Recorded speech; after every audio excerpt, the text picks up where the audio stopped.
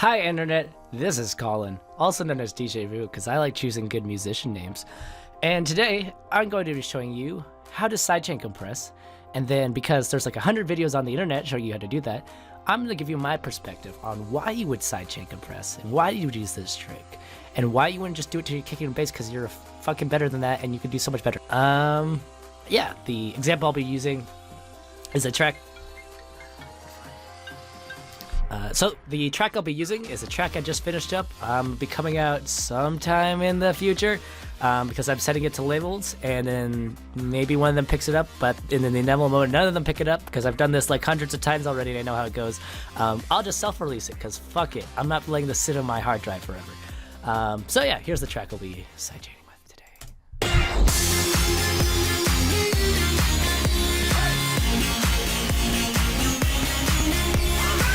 Cool. All right. No one's here to listen to the track. They're here to learn tricks. So let's get to the tricks. All right. So sidechaining. Here, I'll show you how to do it really quickly in FL Studio because that's part of the tutorial. So I want to sidechain my vocal element to my kick. It's one of many elements you can choose. But how do I do that? I'm going to create a Fruity limiter option here. I'm going to select my kick, which is coming through this channel. I want to make sure it's selected. I go to the channel, right click, I burp, and then I go to Fruity limiter. I go to the compression tab, sidechain 1. If there's multiples, you'll have to play around with it, but in this case, I'm pretty sure it's 1. Turn down the threshold, turn down the ratio, and listen to the results. There you go, sidechain without, with. Cool. Now you've sidechain compressed the part in your track. And that's all you need to do. That's all you need to see the video. Thank you. Goodbye. Get out of here. So now if you're here for my perspectives on why you would sidechain a part, some things you could tweak, you are currently in the right part of the video. So I will talk about that. So let's go to our kick drum. Actually, let's just take a listen to the part. So right now we have a sidechain compression going on our vocal. And currently it sounds really pumpy, which isn't necessarily a good or a bad thing, but a common mistake I noticed from the first tracks I made is my tracks sounded a little too pumpy to my liking. I was like, oh, well, that's leading to that. I want it to sound sidechain, but not like I'm bouncing up and down, not like the whole thing's ducking. So how do I tweak that? Well, there's a few ways. One, you can just turn up the threshold knob. So you want to do a little bit. Or the other way is if you go to the signal that's being inputted, in this case the kick, and you shorten it, you get a faster sidechain compression. And turn on hold. So without, wrong button.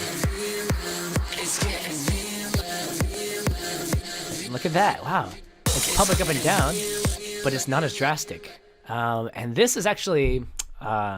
Commonly, if you listen to any Madeon tracks or, actually a lot of Madeon tracks, his earlier stuff, this is one trick he talked about a lot, where if he sidechained parts of his track, instead of making the kick a really big kick, just make it a short, fast kick, and then that way the sidechain hitting the bass notes and all the other notes would be really short, so it actually feels like a faster track, even though it's going at the same BPM. Because if you notice, I've turned up the decay. It kind of feels like it's still kind of upbeat, but it still feels like it's going slow, versus if I have a short one, it feels a little faster, like it's hitting, but it's not like sinking the whole track down with it. So that's one thing you can look at for sidechain compression, is check the input signal. You can go, in this case, shorten the kick. Some people do ghost notes, ghost kicks, and play with that. I don't do that, and in fact, I rarely sidechain this way. Instead, I'm lazy. I like to use a plugin called Kickstarter. So I just go here, put Kickstart, and I let it open, and then I go to Quick Chain, and then I turn down the mix a bit.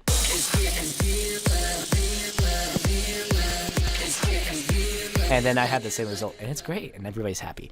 So that's the first thing you can look at when sidechain compression. How quickly is your input signal ducking the signal that's being sidechained, or is being sidechain compressed?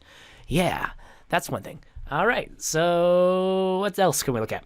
Whether or not you should actually sidechain an element. So the main reason you would sidechain an element is because they're both sharing the same frequencies, and you want one to stand out more than the other when they hit. So in this case, the common use is the kick and the bass, because they tend to sit down at the bottom together. So, the kick's at 50 and the bass is at 60, but the notes sometimes go to 40, so, they'll sometimes clash. You tend to sidechain your kick to the bass because you want the bass to be there when the kick's not there. Sometimes the kick's here, it's like, hi, the bass is like, I'm going, and the kick goes away and the bass comes back, and they kind of play around. So that's where you tend to do that here. You can close these guys, listen to my bass. Kickstart, because I'm lazy. We went over this. That's sidechained. So that's the main reason. If you have things that are of the same frequency and you want one to be more prevalent, if both are playing, you want one to be more prevalent. That's how you duck it out. Yeah, and you tend to do that with just percussion elements like kicks and basses. Like if you have a vocal and you have, like, let's say a synth going, you can technically you can do some sidechain compression with that if you really want to. But the better way to do it, because they're both present almost always at the same time, is just to duck some frequencies out. So that's the first thing you could look at. The other thing I like to think about when sidechain compressing is just, do I want the element to feel pumpy? Does it sound good when it's pumping? So I have the bass kick, or at least the bass being sidechained, and that sounds good. And then I have like my synth sidechained because I want this pumpy feel, so that sounds good. I could technically not have them sidechained. And you're noticing it still sounds good, but just doesn't feel as pumpy. So here I could be like, oh, okay, I want the track to feel more held out, less kind of in your face and just jumping up and down. So I would take a sidechain compression off here. But in this case, I want it to feel very bouncy. So I turn on the sidechain compression. And I just do that, and I do that with pretty much all the other elements, except the vocal. Because the vocal, I do not want to feel pumpy. I want it to feel like someone's singing, because when someone's singing, usually it's not like, or here, because I'm such a great singer, let me just actually do it, and you can see what I'm talking about. So this is what it sounds like without sidechain. It sounds like how someone would actually sing the track. It's like, it sounds a little like someone's punching them in the gut every time. Right? It sounds a little bit painful. So you could do that.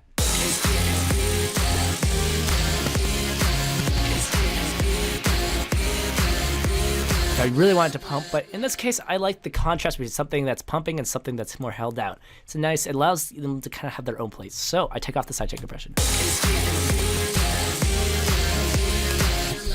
And there you go. Those are all my thoughts on sidechain compression. One, how to do it. Two, where to use it in mixing. Elements are sharing the same frequencies periodically, so you just want one to be more prevalent than the other when they're both sharing the same area.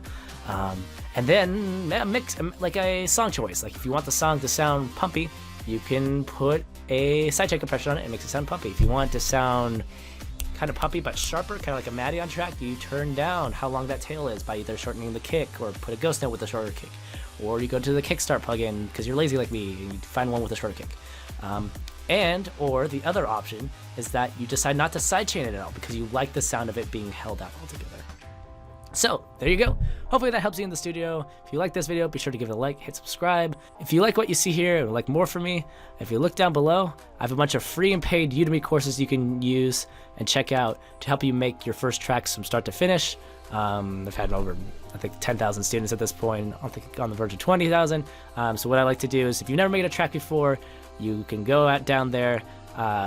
I have a course that's free, how to make your first EDM track, where you can make your first track start to finish. I show you the whole process, what you go through in making a track. So that way you at least know how to do it.